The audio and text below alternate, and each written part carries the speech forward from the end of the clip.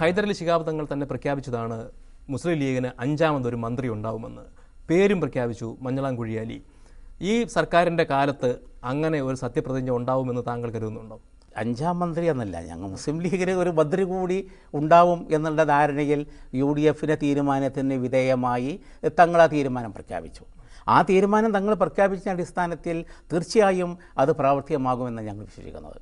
എന്ന് പ്രാവർത്തികമാകും എന്നാണ് general secretary എന്ന നിലയിൽ താങ്കൾ വിശ്വസിക്കുന്നത്? അത് ഉചിതമായ സമയത്ത് പ്രാവർത്തികമാകുമെന്ന് ഞങ്ങൾ വിശ്വസിക്കുന്നു. അല്ലെ, ഈ ഉചിതമായ സമയം എത്രത്തോളം നീണ്ടുപോകാം? അതിന് അധിക കാലദൈർഘ്യം വരില്ല. എന്നാലും ഏതാണ്ടൊരു കാലദൈർഘ്യം അങ്ങനെ പറയാൻ പറ്റില്ല. ഒരു 6 മാസമെന്നോ 1 വർഷമെന്നോ അങ്ങനെ ഒരു കാലപരിധിയെ പറയാൻ പറ്റില്ല. ചിലപ്പോൾ പെട്ടെന്നാവാം, ചിലപ്പോൾ അല്പം നീളാം. എന്തായാലും അധികകാലം നീണ്ടുപോവില്ല. അധികകാലം നീണ്ടുപോവാതെ ഈ മുസ്ലിം ലീഗിൻ്റെ അഞ്ചാമത്തെ മന്ത്രി ഉണ്ടാവും എന്നാണ് താങ്കൾ പറയുന്നത്. മുസ്ലിം ലീഗിനൊരു മന്ത്രി കൂടി വൈകാതെ ഉണ്ടാകും എന്നാണ് ഞങ്ങൾ പ്രതീക്ഷിക്കുന്നത്. അപ്പോഴും ഈ പ്രതീക്ഷിക്കുന്നത് എന്ന വാക്കിലാണ് ഒരു പ്രശ്നമുള്ളത്. ആ ഉറപ്പിച്ച് പറയാൻ കഴിയുമോ ഉണ്ടാവുമെന്ന്? മുസ്ലിം ലീഗിനെ സംബന്ധിച്ചുള്ള പ്രതീക്ഷ എന്നുള്ളത് വളരെ അർത്ഥപൂർണമായ പദമാണ്. പ്രതീക്ഷ എന്ന് പറഞ്ഞാൽ പ്രതീക്ഷ തന്നെയാണ്. ഒന്നാമത് സംസ്ഥാന പ്രസിഡന്റ് പ്രഖ്യാപിച്ചൊരു കാര്യത്തിൽ ലീഗിൻ്റെ പ്രതീക്ഷ എന്ന് പറഞ്ഞിട്ടുണ്ടെങ്കിൽ വളരെ അർത്ഥപൂർണമാണ്. അത് പ്രാവർത്തികമാകും ഇൻഷാ അല്ലാഹ്. ഇനി അഥവാ ഒരു വിട്ടുവീഴ്ച വേണ്ടി വന്നാൽ ലീഗ് അതിന് തയ്യാറാവുമോ? ഈ കാര്യത്തിൽ വിട്ടുവീഴ്ചൻ്റെ പ്രശ്നം വരുന്നില്ലല്ലോ. ലീഗിൻ്റെ നിലപാട് പ്രഖ്യാപിച്ചു കഴിഞ്ഞു. UDF ആ കാര്യങ്ങൾ ചർച്ച ചെയ്തു. മുഖ്യമന്ത്രിയെ ചുമതലപ്പെടുത്തി ഹൈക്കമാൻഡുമായി ചർച്ച ചെയ്തിട്ട് തീരുമാനമെടുക്കാമെന്ന് പറഞ്ഞു. അത് വൈകാതെ ഉണ്ടാകും എന്ന് ഞങ്ങൾ പ്രതീക്ഷിക്കുന്നു. ഭരണത്തിന് നേതൃത്വം കൊടുക്കുന്ന പാർട്ടി എന്ന നിലയിൽ കോൺഗ്രസിന് ഇക്കാര്യത്തിൽ ചില പരിമിതികളുണ്ട് എന്ന് കരുതുക. വിട്ടുവീഴ്ച ചെയ്യണമെന്ന് ലീഗിനോട് സ്നേഹപൂർവ്വം കോൺഗ്രസ് ആവശ്യപ്പെടുന്നു. അതിന് മുസ്ലിം ലീഗ് തയ്യാറാകുമോ? ഈ ഒരു സാഹചര്യത്തിൽ ഇന്നത്തെ ഗവൺമെൻറ്റിലെ മന്ത്രിസഭയിലെ അല്ലെങ്കിൽ നിയമസഭയിലെ സ്ട്രെങ്ത്തും കാര്യങ്ങളും വെച്ചിട്ട് ലീഗിനോട് അങ്ങനെ ഒരു നിലപാട് കോൺഗ്രസോ മറ്റു കക്ഷികളോ പറയും എന്ന് ഞങ്ങൾ വിശ്വസിക്കുന്നില്ല. ലീഗ് ചെയ്യാവുന്ന എല്ലാ രീതിയിലുള്ള വിട്ടുവീഴ്ച ചെയ്തിട്ടുണ്ട്. ഒരുപക്ഷെ ഞാൻ അവകാശപ്പെടുന്നത് ലീഗിൻ്റെ ഒരു നിലപാട് കൊണ്ടാണ് ഇന്ന് ഈ ഗവൺമെൻറ് ഉണ്ടായത്. ഇല്ലെങ്കിൽ ഒരു ഘട്ടത്തിൽ ഈ ഗവൺമെൻറ് രൂപീകരിക്കാൻ കഴിയുമായിരുന്നില്ല. അത് ഞങ്ങളുടെ ഒരു വിട്ടുവീഴ്ചയാണ്. ആ വിട്ടുവീഴ്ച എല്ലാ ഘടകകക്ഷികളും മനസ്സിലാക്കുന്നുണ്ട്, ലീഡേഴ്സ് മനസ്സിലാക്കുന്നുണ്ട്. അതിനനുസരിച്ചുള്ള ഒരു നിലപാട് ലീഗിനുണ്ടാകും എന്ന് ഞങ്ങൾ പ്രതീക്ഷിച്ചാൽ അത് തെറ്റാവില്ല. താങ്കൾ പറഞ്ഞതുപോലെ ലീഗിൻ്റെ ഒരു നിലപാടും കൂടെ ഈ സർക്കാർ രൂപവൽക്കരണത്തിന് വലിയ പങ്ക് വഹിച്ചിട്ടുണ്ട്. പക്ഷേ അതിനപ്പുറത്ത് ലീഗിന് ഒരുപാട് കാര്യങ്ങൾ കിട്ടുന്നു, അനർഹമായത് തന്നെ കിട്ടുന്നു എന്നൊരു ചിന്താഗതിയും ഉയർന്നു വന്നിട്ടുണ്ട്. ഇപ്പോൾ അവസാനത്തെ ബജറ്റിൽ പോലും അത് വളരെ പ്രകടമാണെന്നാണ് ആക്ഷേപം. ലീഗിന് അനർഹമായി കിട്ടാറുണ്ടെങ്കിൽ ഞങ്ങൾ കിട്ടാറുണ്ടെങ്കിൽ മലപ്പുറത്ത് ഒരു തുഞ്ചൻ മലയാള സർവകലാശാല തിരൂരിൽ അത് ലീഗ് ആവശ്യപ്പെട്ടു. ലീഗിനുള്ളൊരു പാരിതോഷികമല്ല, നമ്മുടെ കേരളത്തിലെ മലയാളികളുടെ ഒരു ചിരകാല സ്വപ്നമാണ്. അതുപോലെ ഒരു മെഡിക്കൽ കോളേജ് വലിയൊരു സ്വപ്നമല്ലേ? അത് ലീഗ് ആവശ്യപ്പെടില്ലേ എന്നല്ല, പൊതുവായി നമ്മുടെ രാജ്യത്തിൻ്റെ വികസന പ്രക്രിയയിൽ ഉള്ള ചില കാര്യങ്ങൾ ഞങ്ങൾ പറയണത്. അല്ലാതെ വിഭാഗീയമായിട്ടോ വർഗീയമായിട്ടുള്ള ചില കാര്യങ്ങളോ ഇല്ലെങ്കിൽ സമ്മർദ്ദപരമായി എന്തെങ്കിലും ഒരു ഇടുങ്ങിയ ചിന്താഗതിയോടുള്ള അതല്ലല്ലോ. പൊതുവെ നമ്മുടെ സംസ്ഥാനത്തിന് ഗുണകരമായ രീതിയിൽ ചില പ്രപ്പോസൽ പറയുന്നു. അത് ന്യായമാണ് എന്ന് തോന്നുന്നു, വരുന്നു, അത്രേ ഉള്ളൂ. അല്ലാതെ ഞങ്ങളതിൽ പ്രത്യേകമായി ഈ UDFിൻ്റെ അകത്തൊരു സമ്മർദ്ദമോ കാര്യങ്ങളോ ഞങ്ങൾ ചെലുത്താറില്ല.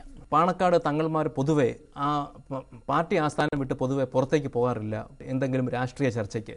അടുത്ത കാലത്ത് ഹൈദരലി തങ്ങൾ ഉമ്മൻചാണ്ടിയെ കാണാൻ കോട്ടയത്ത് പോയതൊരു വിവാദമായിരുന്നു. അതിലെന്തെങ്കിലും അനൗചിത്യമുണ്ട് എന്ന് താങ്കൾക്ക് തോന്നുന്നുണ്ടോ? അതത്ര അനൗചിത്യമുണ്ട് എന്ന് പറയാൻ ഒക്കില്ല. കാരണം എന്ന് വെച്ചിട്ടുണ്ടെങ്കിൽ മുസ്ലിം ലീഗ് പാർട്ടിയെ സംബന്ധിച്ച് തൊട്ട ദിവസം മുസ്ലിം ലീഗിൻ്റെ മന്ത്രിമാരെ പ്രഖ്യാപിക്കണം. ഉമ്മൻചാണ്ടി മുഖ്യമന്ത്രിക്ക് പെട്ടെന്ന് ഡൽഹിയിൽ ഹൈക്കമാൻഡുമായി ബന്ധപ്പെടണം. അപ്പം ഞങ്ങൾ തിരുവനന്തപുരത്ത് പോകുന്ന വഴി എറണാകുളത്ത് വന്ന് ഫ്ലൈറ്റ് ഇറങ്ങി ഞങ്ങൾ വീണ്ടും തിരുവനന്തപുരം പോകാൻ വേണ്ടി ഫ്ലൈറ്റ് ടിക്കറ്റ് നിർത്തിയിരിക്കുകയായിരുന്നു. അപ്പോഴാണ് മുഖ്യമന്ത്രി കോട്ടയം വഴി വരികയാണ് എന്നറിഞ്ഞു. അതുകൊണ്ട് ഞങ്ങൾ തിരുവനന്തപുരം പോകുന്നത് കോട്ടയം വഴിയാക്കി അവിടെ വെച്ച് മുഖ്യമന്ത്രിയുമായി സംസാരിച്ചു എന്നല്ലാതെ അതിൽ മറ്റൊരുതിൻ്റെയും ഒരു വ്യാഖ്യാനം കൊടുക്കേണ്ട ആവശ്യമില്ല. വ്യക്തിപരമായി തങ്ങളുടെ ഔന്നത്യത്തിന് എന്തെങ്കിലും കുറവ് അക്കാര്യത്തിൽ ഉണ്ടായി എന്നൊരു തോന്നൽ അദ്ദേഹത്തിനില്ല? അദ്ദേഹത്തിനുമില്ല, പാർട്ടിക്കുണ്ടായിട്ടില്ല. അഹമ്മദിന് സ്വതന്ത്ര ചുമതല കിട്ടുമെന്ന് കരുതിയിരുന്നെങ്കിലും അങ്ങനെ ഉണ്ടായില്ല. അതിലെന്തെങ്കിലും പരിഭവം ലീഗിനുണ്ടോ? അഹമ്മദ് സാഹിബിന് ഒരു സ്വതന്ത്ര ചുമതലയുള്ള ഒരു മന്ത്രിസ്ഥാനം കിട്ടാൻ അർഹത ഉണ്ടായിരുന്നു. അത് കിട്ടേണ്ടതായിരുന്നു. കിട്ടാത്തത് ഞങ്ങൾക്ക് അതിർത്തിയുണ്ട്. വിദേശകാര്യ വകുപ്പിന് സ്വതന്ത്ര ചുമതല തരാൻ കഴിയില്ല, മറ്റൊരു വകുപ്പിലേക്ക് പോകേണ്ടി വരുന്നതിൻ്റെ അസൗകര്യം അദ്ദേഹം കൂടി പറഞ്ഞിട്ടല്ലേ അത് കിട്ടാത്തത്? അതെ, അത് ശരിയാണ്. അതേ സമയത്ത് അദ്ദേഹത്തിന് അത് അർഹത ഉണ്ടായിരുന്നു. അത് കിട്ടാത്തത് ഞങ്ങൾക്ക് പാർട്ടിക്ക് അതിർത്തിയുണ്ട് എന്നാണ് ഞങ്ങളുടെ നിലപാട്. പക്ഷേ പാർട്ടി അതൃപ്തി എങ്ങനെയായിരിക്കും പ്രകടിപ്പിക്കുക? പാർട്ടിക്ക് അതിർത്തി പ്രകടിപ്പിക്കുന്നില്ല. പാർട്ടി പൊതുവായി ഒരു പൊതു സമൂഹത്തിൻ്റെ മുമ്പിൽ ഞങ്ങൾക്ക് അതിർത്തി ഉണ്ടെന്ന് പറയാനല്ലാതെ ഈ അതിർത്തി ഹൈക്കമാൻഡിനെ അറിയിക്കുകയോ അത് പരിഹരിക്കണമെന്ന് പറയുകയോ അതിനെ സമ്മർദ്ദം ചെലുത്തുകയോ ചെയ്യുന്ന ഒരു ശീലം ഞങ്ങൾക്കില്ല. എങ്കിലും പാർട്ടിക്ക് ഒരു അതിർത്തി ഉണ്ടെങ്കിൽ അത് പറയേണ്ടത് തന്നെയല്ലേ? അല്ല, ഞങ്ങളുടെ അതിർത്തി സ്വാഭാവികമായും മനസ്സിലാക്കാൻ സോണിയാജി കഴിയും, മൻമോഹൻ സിംഗിന് കഴിയും, ശ്രീ എ കെ ആൻ്റണി കഴിയും. അതുകൊണ്ട് പ്രത്യേകമായി നമ്മളൊരാളെ പറഞ്ഞയച്ചോ അവരെ അറിയിക്കേണ്ട ഒരു കാര്യം ഉണ്ടാകും എന്ന് ഞങ്ങൾ തോന്നിയിട്ടില്ല. ഏതെങ്കിലും തരത്തിൽ ഈ 5ാം മന്ത്രിസ്ഥാനവും ഇ അഹമ്മദിൻ്റെ സ്വതന്ത്ര ചുമതലയും തമ്മിൽ ബന്ധിപ്പിച്ചിരുന്നു? അത് ആ രീതിയിൽ വന്ന വാർത്ത അവിടെ നിർഭാഗ്യകരമാണ്. കാരണം വെച്ചാൽ കേരളത്തിലെ മന്ത്രിസഭാ രൂപീകരണത്തിൻ്റെ ചർച്ചാവേളയിൽ കേന്ദ്രത്തിൽ അഹമ്മദ് സാഹിബിൻ്റെ ക്യാബിനറ്റ് പദവിയോ മറ്റു പദവിയോ സംബന്ധിച്ച് ഒരു ചർച്ച ഉണ്ടായിട്ടില്ല. അതും രണ്ടാണ്. കേന്ദ്ര മന്ത്രിസഭാ പുനഃസംഘടന എന്ന് പറയുന്നതും കേരള മന്ത്രിസഭാ രൂപീകരണത്തിൻ്റെ കാര്യം എന്ന് പറയുന്നതും രണ്ടാണ്. അത് തമ്മിൽ യാതൊരുവിധ ബന്ധമുണ്ടായിരുന്നില്ല. അതിൽ അഹമ്മദ് സാഹിബിൻ്റെ പ്രശ്നം ഉത്ഭവിച്ചിട്ടേ ഇല്ല. അത് ഏതോ രീതിയിൽ വന്നിട്ടുള്ള ചില മാധ്യമങ്ങളിൽ വന്നിട്ടുള്ള ഒരു സൃഷ്ടി മാത്രമാണ്.